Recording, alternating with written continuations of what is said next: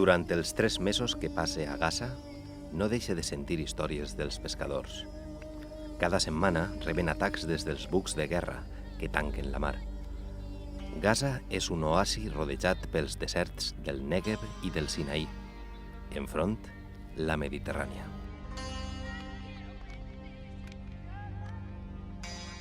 Els ports palestins de la Franja són minúsculs.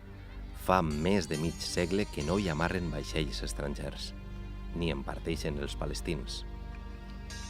Les autoritats militars israelianes imposen un límit de pesca variant. Segons les negociacions de torn, pot augmentar a 10 quilòmetres o reduir-se fins a 3. Segons les estratègies dels colonitzadors, es permetrà més o menys pesca.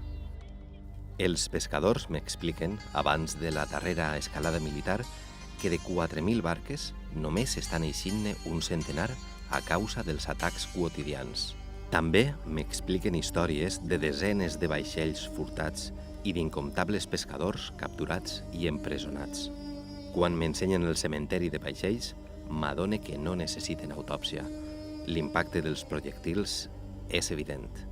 I també les cicatrius. Molts no van morir a la primera i els van poder salvar per viure més vides. Però res no evita que Mohammad, el boxejador, i els vigilants de la platja ens conviden a peix.